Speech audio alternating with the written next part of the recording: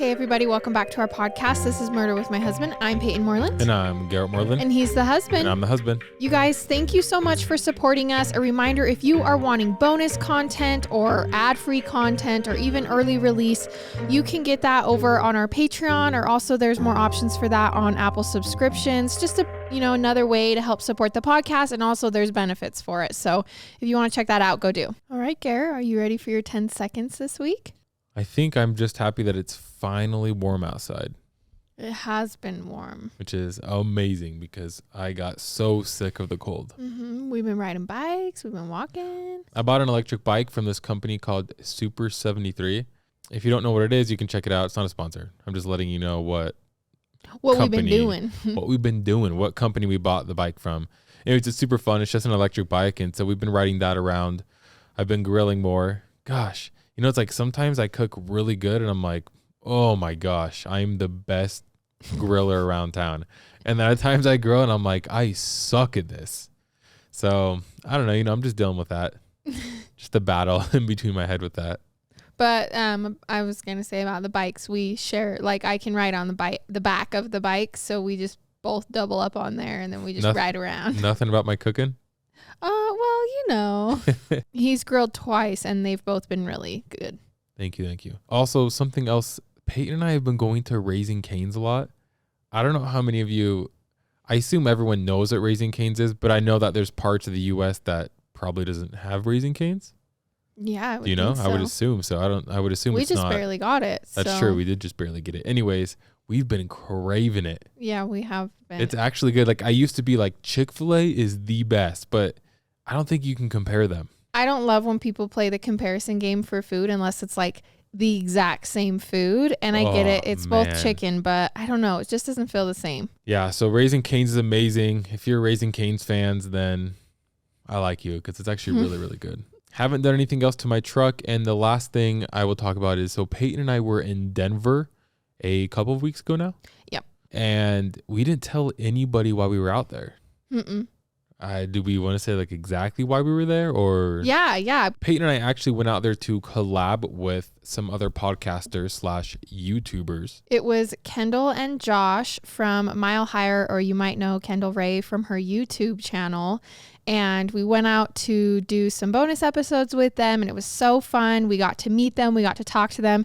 Sadly, there was some family emergencies and we didn't actually get to record any content with them, but rest assured, we will be doing that soon. We are going to meet up again, but they were just so awesome and so fun. And like also being a true crime fan for as long as I have been, and Kendall Ray doing YouTube for as long as she has in the true crime space, it was definitely surreal. I felt like a true crime fan meeting someone, that I've listened to for so long.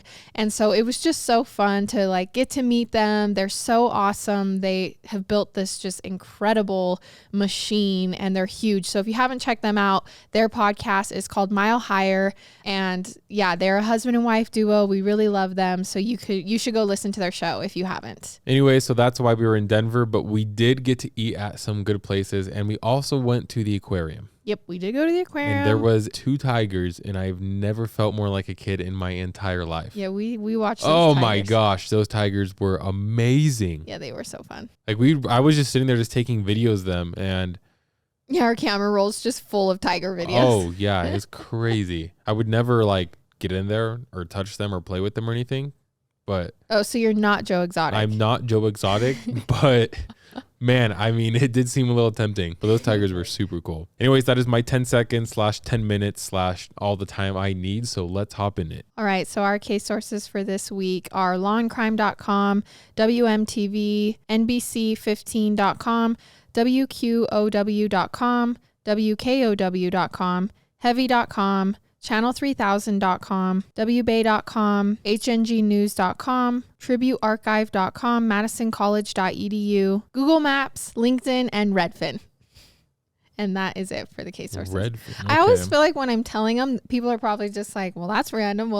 But again, like I said, we link them so you can know exactly why I was on this certain source. So just recently, actually, in Garrett's hometown neighborhood,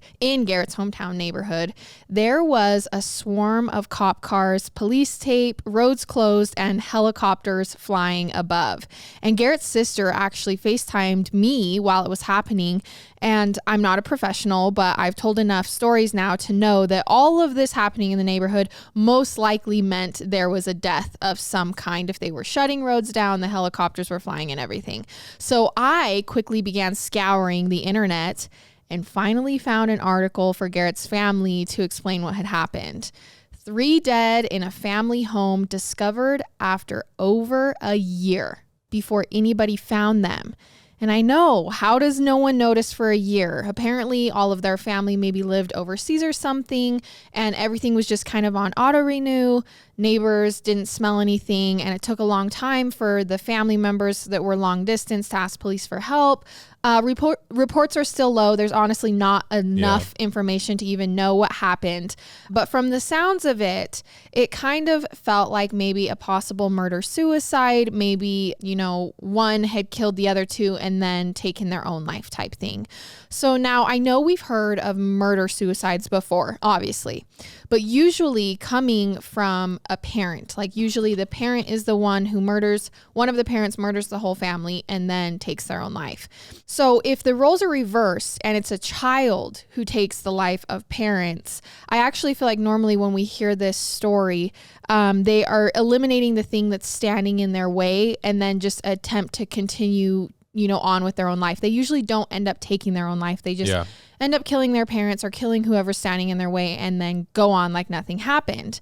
And that is the kind of story we will be covering today. Okay. This is the case of Krista and Bart Halderson. So this week's episode surrounds a family, like I said, the Halderson family, which consisted of mom Krista, dad Bart, their oldest son Mitchell, and their other son Chandler. Krista Ray Halderson was born on January 25th, 1968 in Madison, Wisconsin.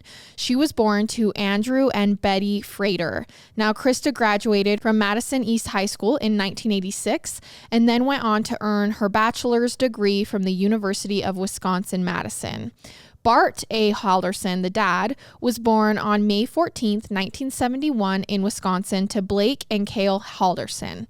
Bart graduated from Valders High School in 1989 and then earned his bachelor's degree from the University of Wisconsin-Madison after studying accounting in 1993. So Krista and Bart, after meeting, which I would assume was in college, considering they both graduated from the University of Wisconsin-Madison, were married on July 30th, 1994. 2 years after marriage, they welcomed their first boy into the family, Mitchell Halderson, around September 1996. Then, 2 years later, on March 15th, 1998, Chandler M. Halderson was born in Wisconsin to the Halderson family. Yeah. And around this time, they actually lived in Dane County, Wisconsin. But when the boys reached elementary school age, the whole family moved to Plymouth, Wisconsin. For Garrett, that is roughly 2 hours away. I looked. So Krista Halderson was a stay-at-home mom raising the 2 boys. And as they got older, she then took a job as a receptionist at a car company because she, was spending less time being a mom.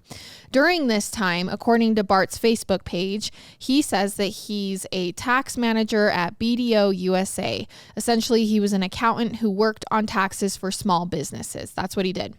According to Michael, the oldest brother, during high school, Bart, the boy's father, actually worked a lot and was kind of like slightly absent from the family a little bit. Like he was just gone at work, wasn't as involved as Krista was. And we've actually been rewatching Stranger Things, Garrett and I have. And something that we've noticed is how absent they make most of the middle class family dads seem in the movie. Like all of the kids' dads are like completely aloof and absent during all of this. And I know this is on purpose because this was your stereotypical family. They just put on a happy face, a perfect face. But I think it's funny that this is also now happening in this story and it's around similar time period. So Mitchell described his mom at the time as the complete opposite of his dad, almost the helicopter parent, which again, we see in Stranger Things as well. The moms are like super involved, like caring about everything. According to Krista's friends and family, she was a doting mother whose life truly revolved around her two boys. Like everything she did was for them. Eventually, as the kids graduated high school, at some point, the Halderson family, who were living in Plymouth, then returned back to Dane County, where they had originally been from, and lived in a home in DeForest, Wisconsin. Now, Dane County, Wisconsin encompasses the city of Madison, which is the state capital. And as of the 2020 census, the population of Dane County was listed at over 560,000 people. Wow. DeForest is listed as a village within Dane County, Wisconsin, with a population of around 10,800 according to the 2020 census. So it's basically a suburb north of Madison that sits along the Yahara River. So just so we can kind of get, you know, a good view of what the city they're living in is. According to Google Maps, the distance from DeForest to the center of Madison is 15 to 18 miles. So I think of it kind of just like neighboring cities, and they're just in one of these. Mitchell had moved out on his own at this point because he's the older brother. So it's just Bart, Krista, and Chandler, the youngest brother, in the DeForest home, which sat on Oak Springs Circle Road. All right, so how old is Chandler, the one that lives with the parents? And then how old is Mitchell, the one who's moved away? The Mitchell, the older one who's moved away, is like going through college. So he's definitely like, it's normal for him to be living away from the family. Chandler at this point is graduated from high school because that's why they moved back. So 18? Yes. Yeah, 18, 19. But he's still living with the family at this point. And did he have any plans at this point to go to college? Yes, he's going to go to a nearby college, which is why he can still live with the family. Okay. So this family home, according to Redfin, the Halderson home that they had just moved into, was a 4-bedroom, 2-bathroom house sitting around 2,324 square feet. It has a back deck that looks out onto a large grassy yard and a pond directly behind the property. And this home actually just sold for $295,000 in May of 2022. Okay. So just recently. Yeah. According to reports, in 2018, Chandler, the youngest son, was attending Madison College while living at home, like I just said. His mother was working a front desk job and his father was doing accounting, just as they always been. Madison College, or Madison Area Technical College, is a technical college with over 180 training programs and with transfer pathways for students to be accepted to 4-year universities. Madison's programs take anywhere from 1 semester to 2 years to complete, but no degree that would take longer than 2 years because the main objective is to go here and then eventually go on to a 4-year college. So Chandler first enrolled in 2018, and during his time at college, he had told his parents about all of his achievements that was happening while he was going to this 2-year college, even showing them emails from Madison College staff to prove how well he was doing. He had won awards while studying in the solar program and had even just recently been accepted onto the police scuba diving team.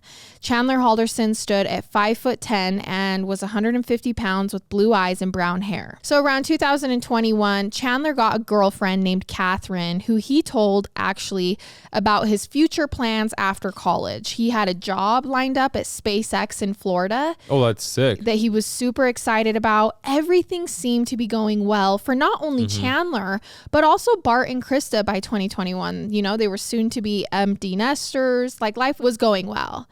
But like I said, it only seemed to be. On Wednesday, July 7th, 2021, around 11:25 a.m., now 23-year-old Chandler Halderson walks into the Dane County Police Station. He reports his parents missing to the Dane County Sheriff's Office, 53-year-old Bart Halderson and 50-year-old Krista Halderson. Okay. Which is interesting because I feel like it would take a lot for me to report my parents missing. I could be wrong. Not if you were living with them. True. Because at this point, he still is. Yeah, I guess so. I don't know. I guess I'm just trying to think, like, what would it take for me to actually go in? Like, it'd probably take 4 to 5 days. Well, so Chandler tells police that he lived with his parents in the village in Dane County, but he hadn't seen both of his parents since they left the house on Friday morning, July 2nd, 5 days earlier. Okay, so it's about right. Right. He claimed that his parents had gone with another couple that he didn't know to visit their family cabin in Langlade County for the 4th of July weekend. He said the other couple picked them up around 6 a.m. and that his parents were, according to the criminal complaint, quote, going to be going up to the cabin to work on a water pump and a fire pit, which had possibly been damaged by a recent storm, end quote.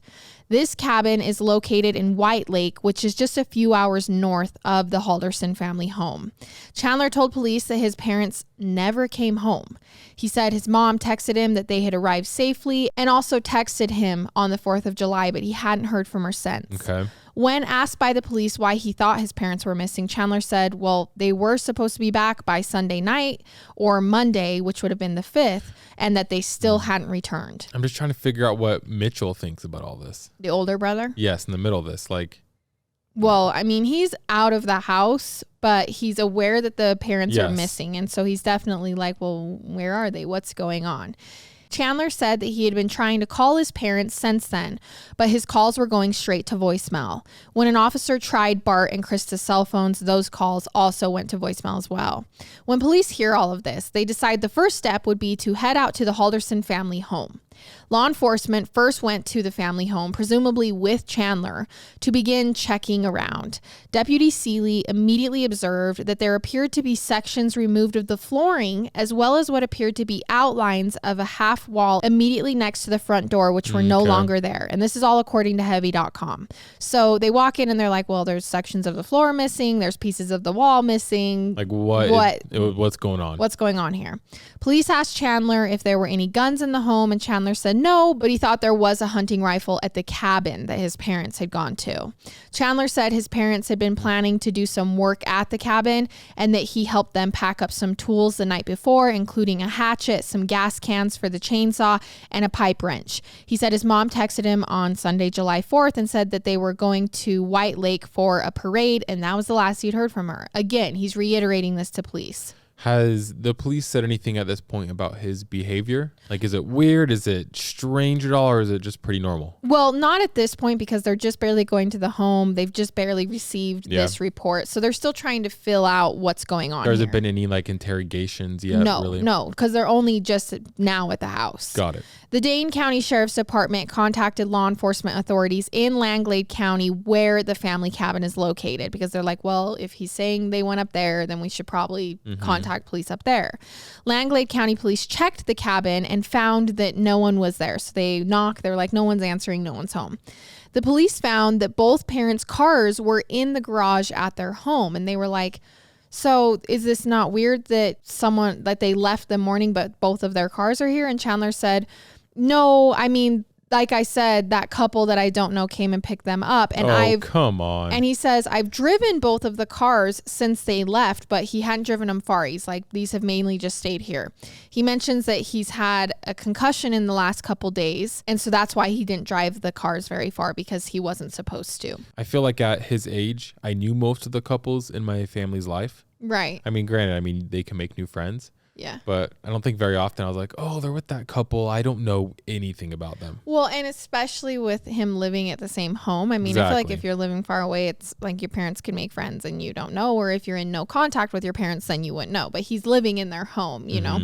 So it's kind of around this point where he's like, oh, I had a concussion and I drove the cars, but I didn't drive them very far. That police are like starting to do the whole thing you were just saying, which is like noticing the kind of, he's constantly reiterating what he was doing. And they also notice that he has some bruises and some scratches on his legs that they can see. Apparently, the deputies decide at this point to interview Chandler at the house. They're like, okay, we're going to kind of like take him over here in this corner and interview him. And this is July 7th. He allowed deputies to look through his cell phone at this point because they asked, primarily so they could see the text on July 4th that he got from his mother. But when they were looking through his phone, they noticed many calls coming in from, okay, keep up with me here, his girlfriend's mother's girlfriend. Okay. So does that make sense? Because I'm going to keep using that term. So I just want you to clarify who that is now. Girlfriend's mother's girlfriend. Yes. So when police question this, they're like, hey, so who's this that you keep calling? And he's like, oh, that's my girlfriend's mother's girlfriend. And they're like, okay, well, why do you keep calling her? He tells deputies that his girlfriend and her family actually had a farm in Cottage Grove. And that's why he was just talking to his girlfriend's mother's girlfriend about that cottage up there, or this farm up there. Are you just trying to keep her name out of this? Yes. Okay. I just don't always want to name people if, because this is still tragedy and traumatic. Yep. So if it's not like they've spoken out on the issue, I don't necessarily want to name them. So Chandler also said he helped his parents pack for their trip to the cabin. He's saying this again, that morning he didn't hear his parents leave, but when he woke up at 6:15 a.m. on July 2nd, they were gone. So he's like, I didn't even hear them leave, but when I woke up, they were gone. He said the door leading from the basement to the driveway was closed, but not locked. So that's just what he figured they had used. And he said it's normally locked, but that his parents could have kept it unlocked when they left for the cabin. Chandler said his mother texted him at about 11 a.m. on July 4th saying, again, that they were going to the parade and that they'd be home Monday night or Tuesday. He said he didn't hear from his dad at all this whole time, and that this was the only text he got from either of them since they left. Chandler mentioned that he helped his mother pack her medications, and the police are like, well, why would you do that? He goes, oh, well, I was just bored. I was just trying to help my parents pack. Police are asking this. This guy is, I don't know. Right. Well, saying some weird stuff. They're thinking the same thing. He's talking so much that they're like, okay, well, why are you telling us that you helped your mom pack her medications? I feel like when something like this happens, when someone goes missing, I feel like when you overly talk or every little detail, it usually seems like you're guilty. Right. Like if you went missing, granted, I would remember a lot, hopefully, but I feel like I'd be more frantic. Yes. And also I don't know. It'd be like the little stuff. Like, okay, I woke up at 7:13 a.m. that morning, and then I got up and I walked over and I grabbed an orange juice, Well, and this is going to further your point even more. He tells police, well, the only reason I'm bringing this up is because she brought enough medication to last her through Saturday, July 10th. So maybe they're still somewhere and we just haven't heard from them. And there's no way he knows that. Right. There's no way he's like, I helped her pack her medication and I noticed that she had packed enough to last. You know what I mean? So police took photos of the vehicles and then took a laptop from the home into evidence. And according to an article in heavy.com, after this, Chandler told WMTV, who were now reporting on the missing parents case, he says, quote, we'll find them. It's better not to listen to the negative theories. They're maybe at a casino. Their phones are off. They have no reception. Maybe they're on a boat having some fun with friends. So this is what he tells the media. Also on July 7th, police interview a woman. So this is the same day that they received the missing person report.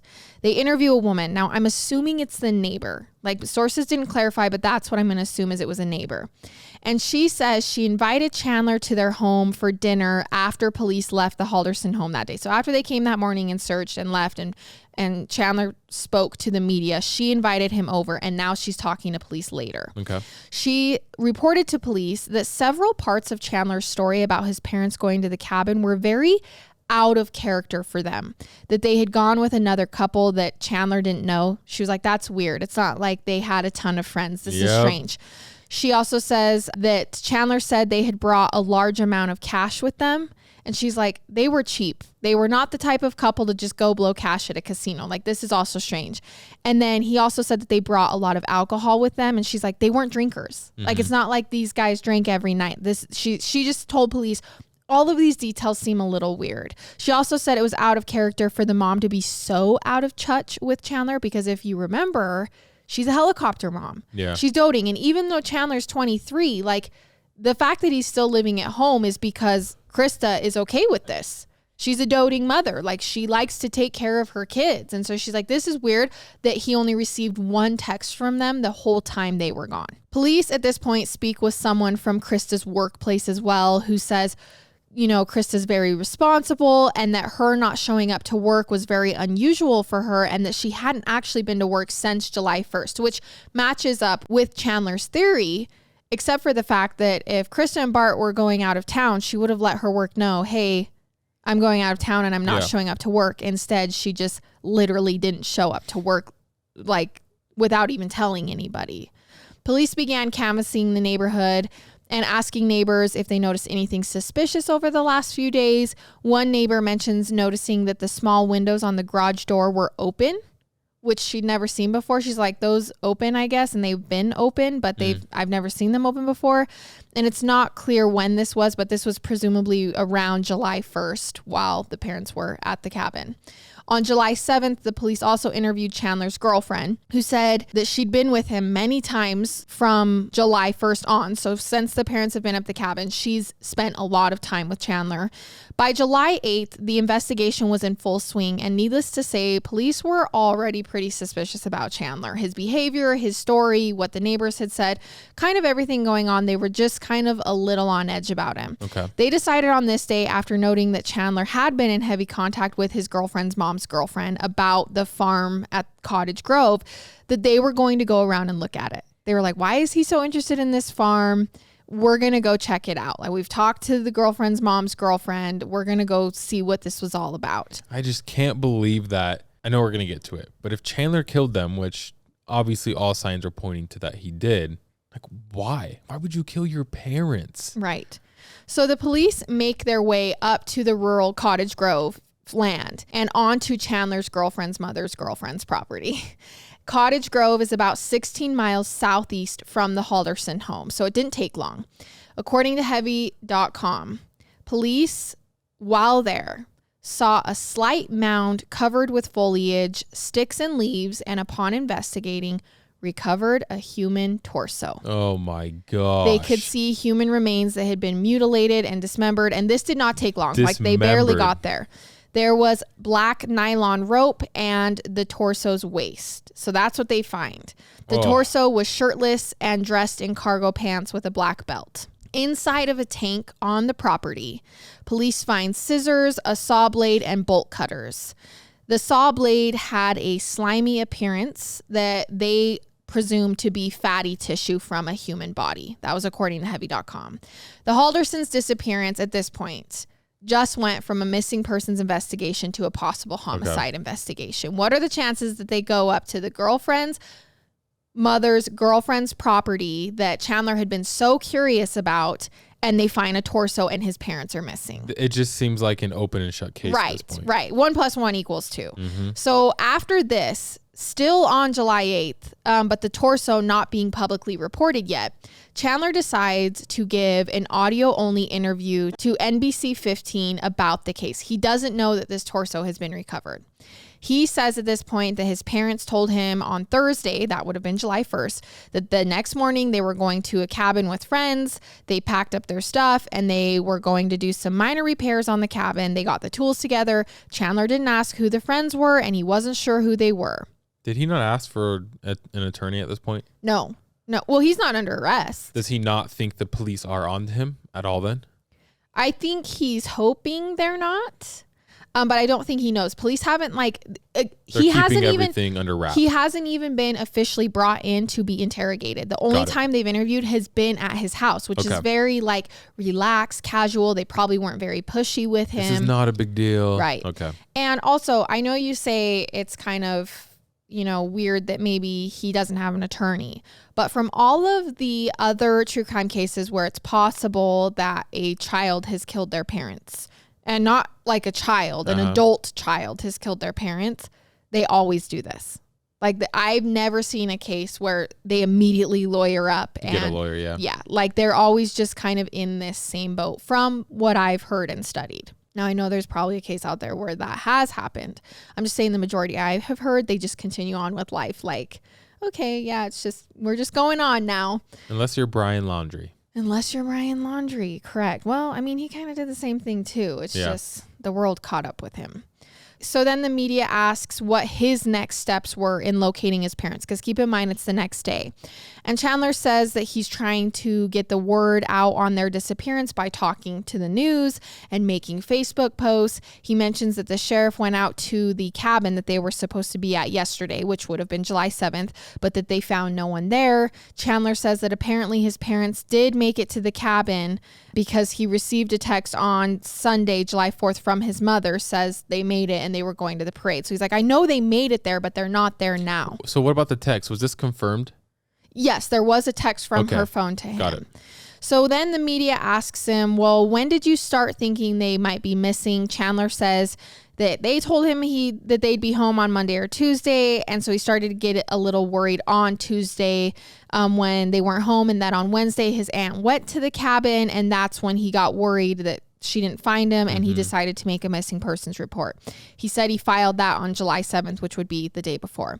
The media asks, how are you moving from day to day? He responds, the neighbors got me pizza. My brother should be going to the cabin today to check. We're just keeping busy. As long as we're busy, we're not going to overthink. He says that his parents, again, could just be on a boat somewhere with a few drinks, that there, might not be any reception on the boat. So they're just hoping for the best.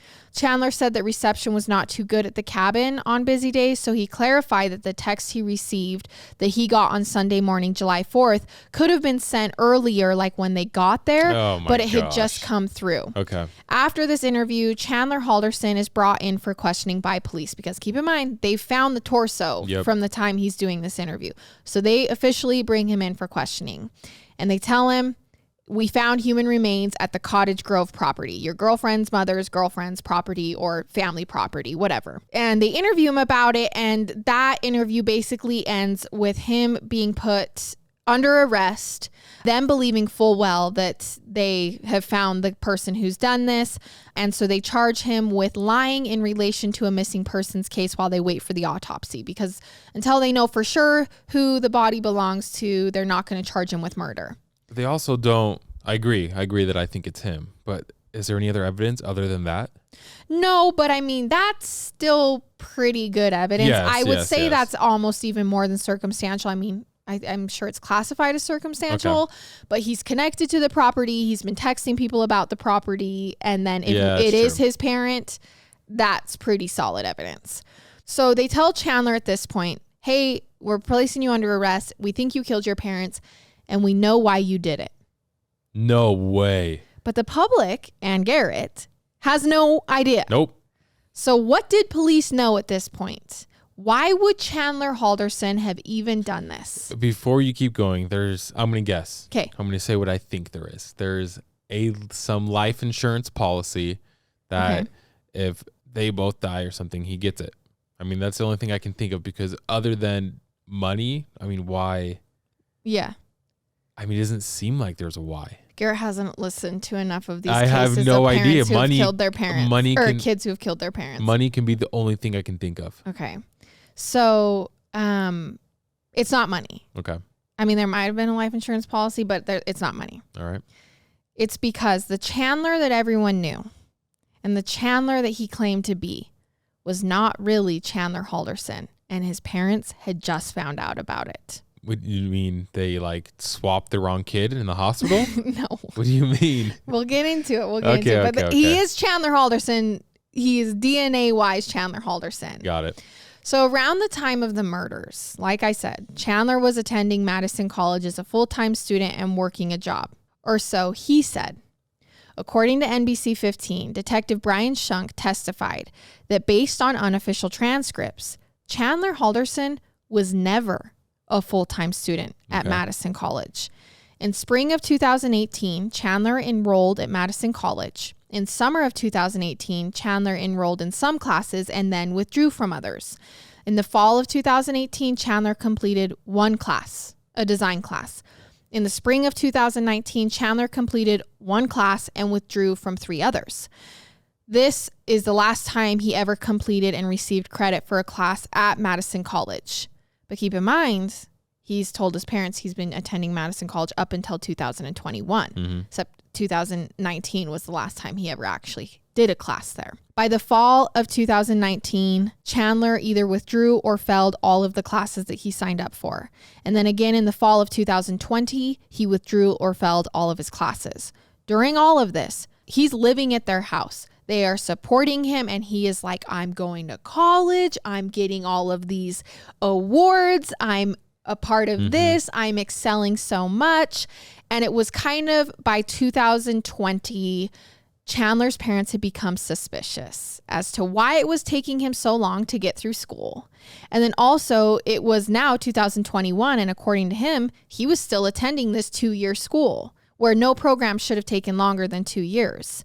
So finally, on June 29th, 2021, after much back and forth with his parents kind of about, okay, well, he's like, well, I only have 2 more classes. I only have 1 more class. I'm just living off of you guys for now. And they're like, well, what about your SpaceX job? And what about he lied about your that. Police scuba diving gig? Up. And he's like, well, it's fine.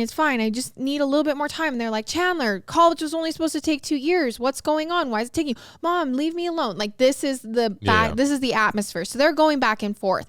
And Bart at this point is kind of like, Chandler, you need to get on with your life. Like, you've only gone to a 2-year college. It's been 3.5 years, like you almost 4, you need to be doing something. We need to be seeing something from this. And he's showing them the emails and the letters from the college. And he's like, trust me, I am. So finally, on June 29th, 2021, after this much back and forth, Bart Halderson decides to call Madison College himself and try to figure out why it's taking him so long to get through school. And kind of how close he was to graduating. This was his question. And according to the prosecution in this case, Bart actually had to pretend to be Chandler during this phone call in order to get the information about Chandler's transcript. And I only say this to prove to how suspicious he was, because he wouldn't lie and pretend to be his son unless he really was concerned about what was going on. It was a Madison College service representative named Omar who spoke to Bart on June 29th. This is just 2 days before Bart and Krista disappear. It was during this phone call that Bart realized just how bad Chandler had been lying to them over the past 3 to 4 years. Omar informed Bart that Chandler couldn't receive his official transcript because he owed the school more than $2,000 in unpaid tuition. Okay. He also told Bart, who's pretending to be Chandler, that he was confused because Chandler, who he assumed he was talking to, had never been admitted into the solar program at all. So what award or certificate of completion was he even talking about? So Chandler had told his parents he had won this big award for completing the solar program. And Omar's like, he was never even enrolled in the solar program. This is when Bart decided to ask Omar if a man named Daniel Speech and a woman named Alyssa Brandt were employees at Madison College, because these were the employees that he had been emailing about Chandler's college when he was starting to get suspicious. And these were the people that Chandler had told him to email. And a confused Omar told Bart, no, these people, number one, aren't even employees. They don't even exist at Madison.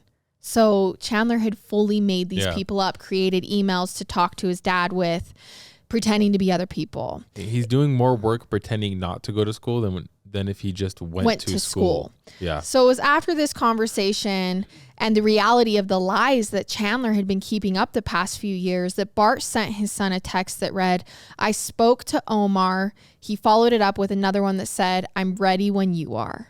Okay. So kind of like, hey, son, we've got to confront come clean, this. man. Just come clean. Like, this has been 3 to 4 years. You've been living off of us, pretending to be doing something, and you're not even close to graduating. I can't believe he wouldn't just come. I mean, I don't know what happens next, but. Well, 2 days later, Bart and Krista go missing. Exactly. So instead of just coming clean and just owning up to it, he apparently kills them. Right. That's insane. So according to Mitchell, Chandler's older brother, Chandler did play a lot of video games all of the time, and it was kind of strange to everybody considering he was a full-time student in the solar program and on the police scuba dive team, and also a prominent job at SpaceX coming up. Police scuba dive team, out of all the things to make up. And so everyone was kind of like, how does he have time to play so many video games? And Mitchell sometimes played these online games with Chandler. This was how they communicated as brothers. And according to him, Chandler loved to use a Russian-designed gun called an SXS in the game. This is what he shot with in this video game. And investigators learned later that Chandler Halderson actually received a real-life SXS rifle and 400 rounds of ammunition in June from a friend that he made while playing online games. Okay. 400 rounds. Right. What's in 400 rounds? So this friend confirmed to police that he did in fact bring the gun to Chandler in real life, and police found shell casings that could have been fired from this type of gun while searching the Halderson home after the missing persons report. So we're going to back up and go back to July 1st, 2021. This was the true last day that anyone saw Bart and Krista. So a family member reportedly saw them that day at their home. Later, investigation reveals that Bart's phone was inactive after this date, July 1st.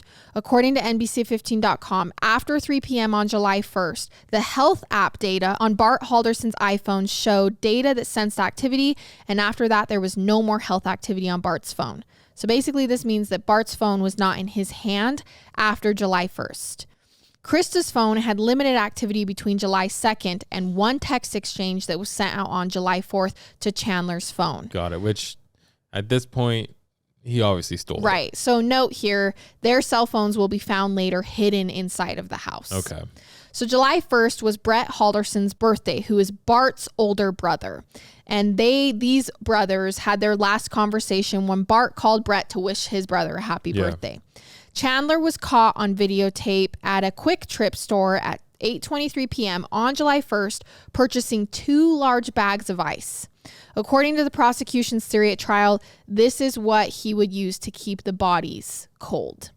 According to channel3000.com, later that night, neighbors would report smelling a pungent odor in the air, while footage from a security camera facing the Halderson home showed a flickering light coming from the house's family room where a fireplace is located. So this is just basically saying they assumed the fireplace was on, but this is weird because it's July. The evidence clearly suggests that Bart and Krista were killed inside their home on July 1st. I'm just going to say that. The next day, Krista had not arranged for a day off, but she did not show up for work. Her coworkers said that this was highly unusual for her and she was normally very responsible. No one was able to get in touch with her. According to later investigation, Chandler's phone whereabouts were traced during this time period based on the location of cell towers and also Snapchat locations. On July 2nd, Chandler's phone placed him at the store Fleet Farm at 7 a.m. and around the Halderson home during the day.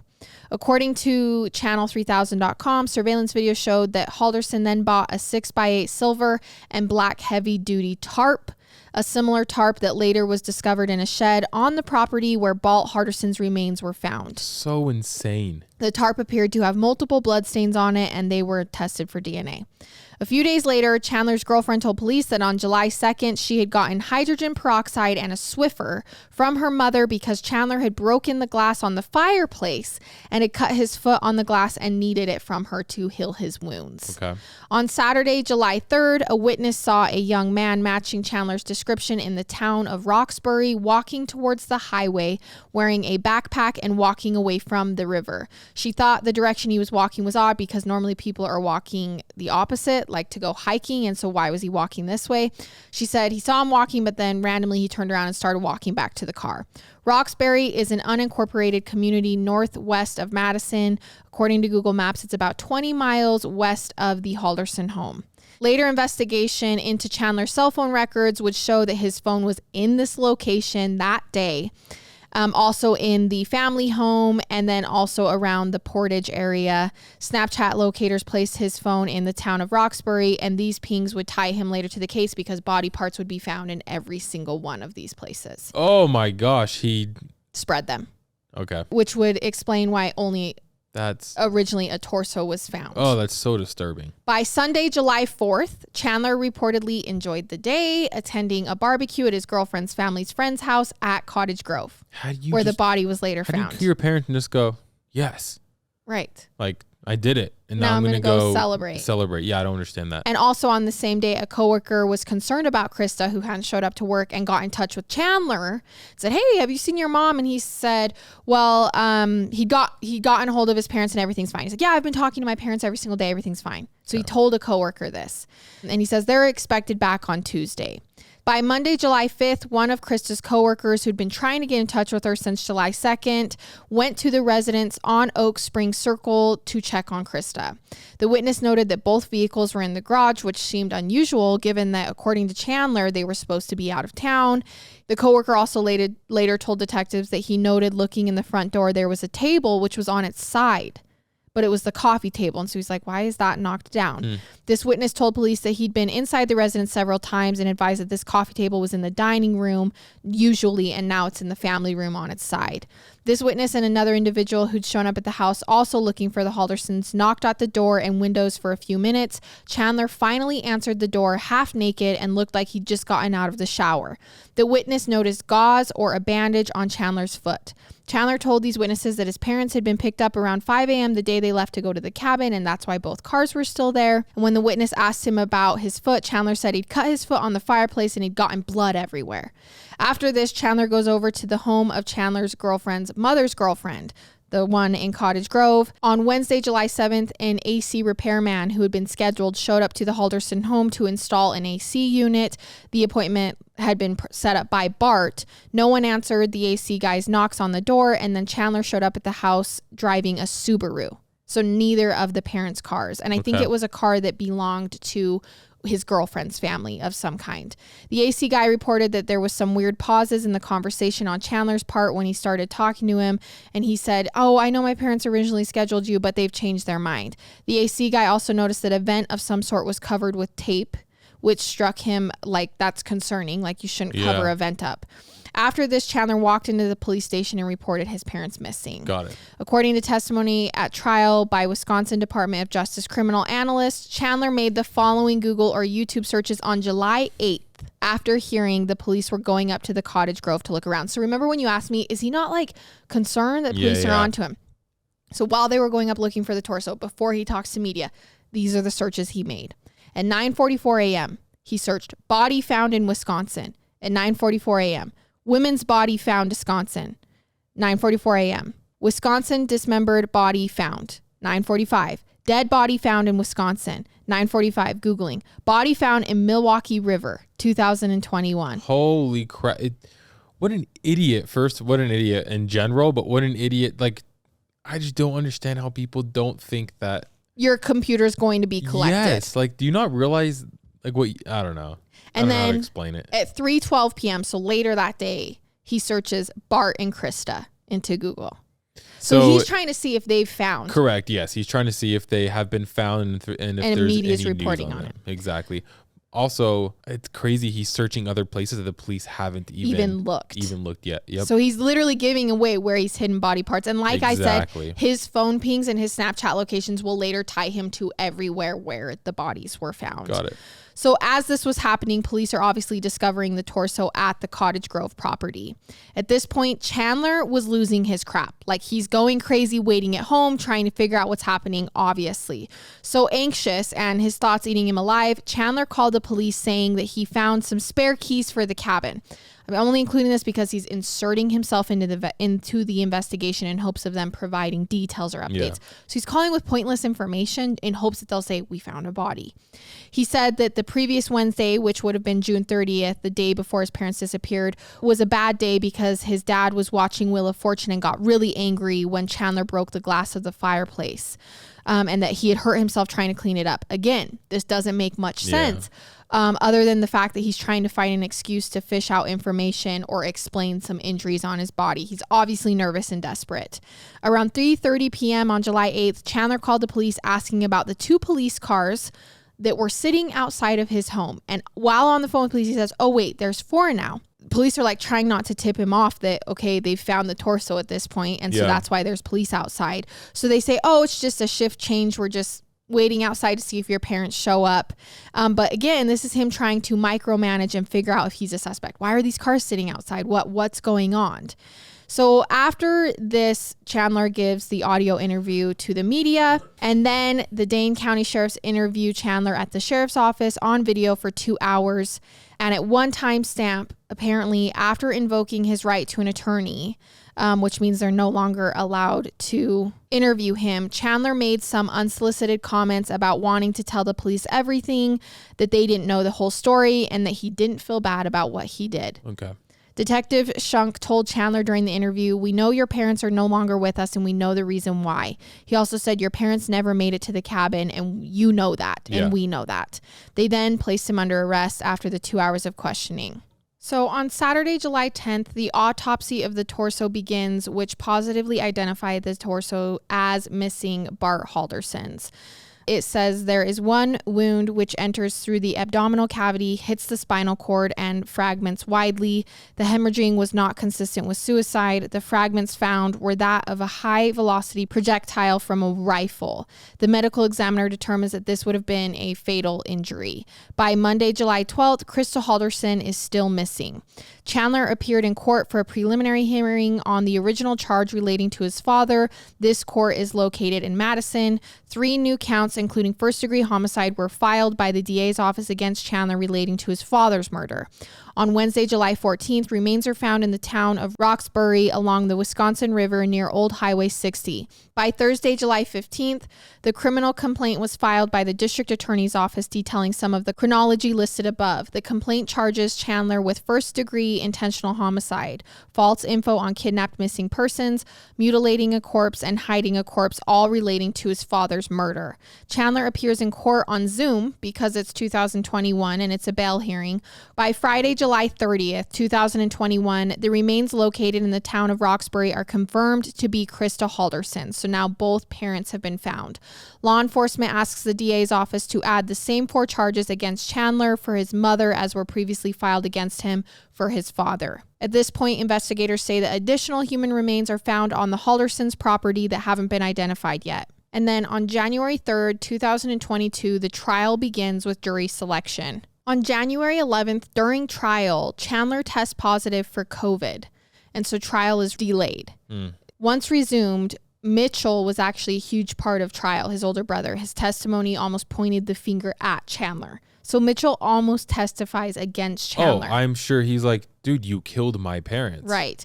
A huge piece of evidence was that the prosecution put in testimony that Bart and Krista's cell phones and driver's license had been found, wrapped up together in tinfoil and a paper towel and hidden in a shoe inside of the family home. This guy is watching way too much TV. That was horrible advice. Right. So cell phone records for Krista's phone showed that the text from Krista's phone on July 4th had come from Windsor, which is the family home. Okay. So not from the location of the cabin. So all this evidence is just open and shut. And the prosecution just basically says that this kid had promised all these things, that he was going to go on and be an astronaut in the SpaceX. And he'd really just been living a life for the last 4 years, and it had finally caught up to him. And the way to handle that was to just murder the 2 people who had figured out. The prosecution also put in evidence that a piece of a human skull was found in the family's fireplace. Oh my gosh. Police found a pair of shoes in the Halderson garage that had red stains on them. Additionally, both Krista and Bart's DNA in blood form was found on various parts of an axe found in the family's garage, as well as on the inside of the family's trash can and on various tools, including scissors, a saw blade, and shears. So everything at the home basically is just concrete forensic evidence that they were murdered there, and the only one who was home during that time, according to his own statements the night before they left, was Chandler himself. I just don't understand how you do this without, 1, feeling bad, and 2, any rise of emotion at all. Right. Whether it's this is gross, whether it's this is sad, I'm mad, like there was 0 rise of emotion, it seemed like. Right. According to channel3000.com, DNA testing also confirmed legs and other human body parts found near the Wisconsin River in the town of Roxbury that belonged to Krista Halderson. The jury deliberated for only 2 hours and convicted Chandler on all counts. Okay. On March 17th, 2022, the judge sentenced Chandler to life in prison without the possibility of parole, which is the mandatory sentence for first-degree homicide. Death penalty is not an option in Wisconsin. Chandler received the maximum sentence on all the other charges, which run concurrently, which really doesn't matter considering that he received the life sentence. Chandler Halderson had turned 24 years old just a few days before the sentence hearing. At the sentencing, the judge said, "I have to, for this sentencing, ensure that the only time Mr. Halderson comes back into the community is to have the privilege of a burial he denied his parents." Holy crap. Good for the judge. According to their joint obituary, Bart and Krista enjoyed spending time with their sons, their dogs, and their many friends. They liked going to Badgers football games and concerts on the square. They actively supported several community organizations, including the Boy Scouts of America, the Optimist, and UW-Madison Outreach. Bart was an avid golfer and was immersed in home remodeling. Krista enjoyed crafts, cooking, and interior decoration. Most importantly, they were devout parents and were a loving husband and wife. I'm also really sad because he killed his parents who absolutely loved him. Right. Like, even their obituary said twice. Even they knew that the dad, Bart, even knew he was lying. He didn't call him and yell at him. He was just like, hey, I'm ready when you are. Yeah. Like, dude, just come clean to them and then keep moving on with life. Right. But you kill them? Right. It's just so horrible. So this case is not far off from, I've heard at least 3 other cases that are similar, where the kids just seem to, I mean, in other cases, it does seem like the parents were a little more strict or demanding, but where it's just like the kids are like, you're in my way, so I'm going to eliminate you. Yeah, it's horrible. And it's awful. So today we're going to think about, number one, all of the living family who have been affected by this ordeal, and then also Bart and Krista, who were brutally murdered by their own child that they loved more than anything in the world. Okay, you guys, thank you so much for listening to our episode this week, and I guess we will just see you guys next week with another episode. I love it. And I hate it. Goodbye.